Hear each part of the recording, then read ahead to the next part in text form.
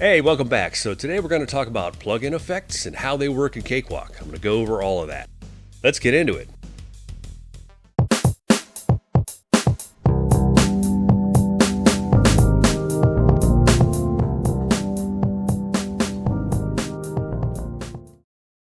Okay, first things first, we're going to open up the song that we were working on and go ahead and turn that off. I don't know why it brings up the old one.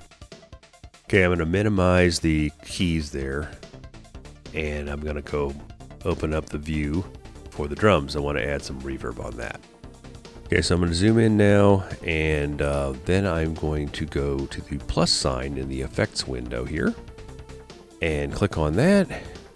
And I'm going to go to audio effects, and then I'm going to go down to where it says reverb. And we're going to use the Sonitas reverb. That's the one that comes with Cakewalk. Okay, so I'm going to go ahead and listen to this right now with the reverb on. Okay, so at the bottom here, you've got a slider, and that increases the mix level of the reverb. So you notice it got louder there. One of the things I do is I go ahead and feed that mix a lot when I'm trying out the sounds. Okay, so that's pretty big.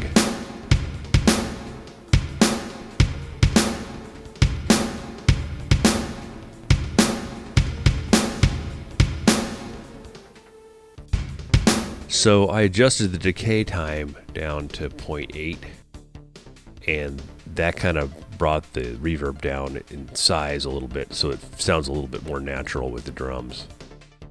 Okay, so I'm going to go ahead and put some chorus on the electric piano here.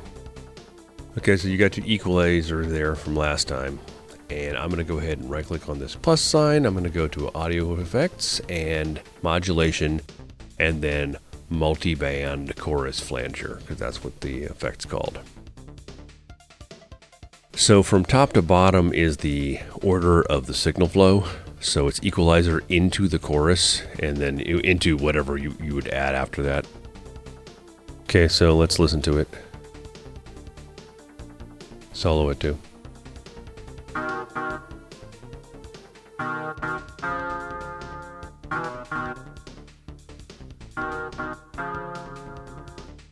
So this is without it. I'm turning the mix all the way down.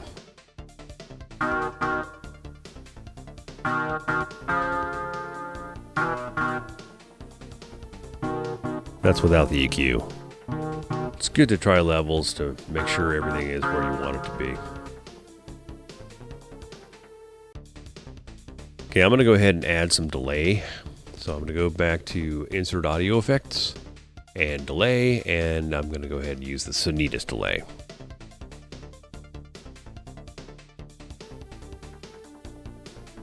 Okay, let's go ahead and play back and see where we're starting from.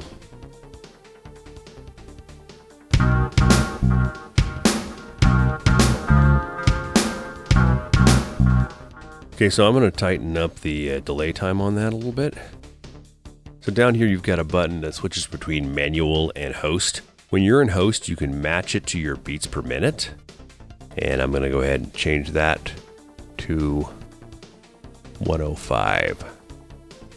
Okay, so once I've done that, now I've got factors that I can adjust the left and right delay signal to. I'm going to go quarter on the left and I'm going to go half on the right. Let's hear what that sounds like now. Much better.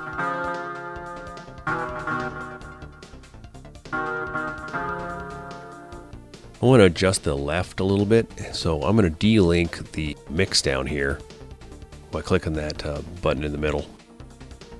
And then I want to make the mix a little bit higher on the left side, and I also want to adjust up the feedback. Feedback is the number of delay repeats.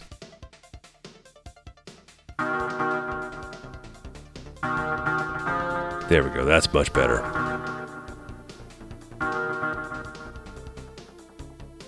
So I also want to show you how to install a third-party VST effect so you can use that in Cakewalk. We're going to go ahead and type free VST reverb. Okay, so see what kind of results we get here. Okay, I'm going to go ahead and choose this 8 best free reverb plugins right here and see what we get. Okay, so I'm choosing the Sanford reverb because I've never heard of it before. So let me click on the link there and load that page. And there we go. So I'm going to go ahead and click download on the reverb part right here. Looks like they've got some other stuff available for free as well. Okay, so actually we're going to go right click and go to save link as. And then we are going to get a compressed zip folder. Going to go ahead and put that onto my desktop. Hit save. Now I'm going to go ahead and unpack that. Going to go ahead and go to File Explorer. And go to Desktop. And then I'm going to double click on that. Going to open up. And then you see where it says Extract All right there. Click on that. Go ahead and extract that to the folder it makes, the default location.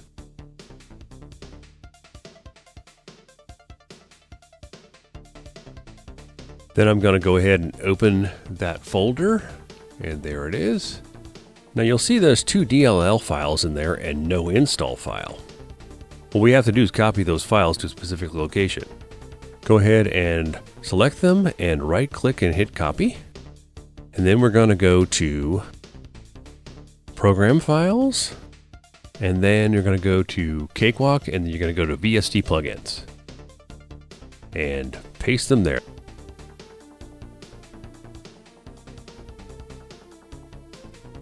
And there it is. Now we're going to relaunch Cakewalk, and you'll see that it's scanning for new VSTs, and it found 2 of them. Now we can go ahead and add that VST, and I'm going to go ahead and put it on drums. I turned off the Sonitas reverb. You can turn that off and on by the little button right there. Now I'm going to press on the plus sign there and go to Insert Audio Effects and Reverb, and it's not there. So it might be in the uncategorized.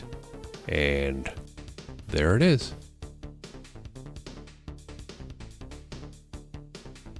Let's see what it sounds like out of the box there.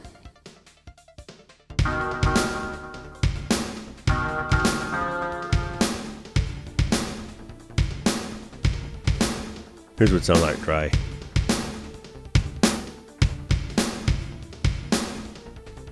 Yeah, I'm pretty happy with that sound. So let's check out some of the settings of this reverb. It looks like whenever you hover over a knob, you get the label and the value. So that makes it pretty easy to use. Okay, so I'm going to play this back and see if I can adjust that reverb time in real time. Let's see what that sounds like. Okay, that's way too much. Yeah, that's good. Under a second is good.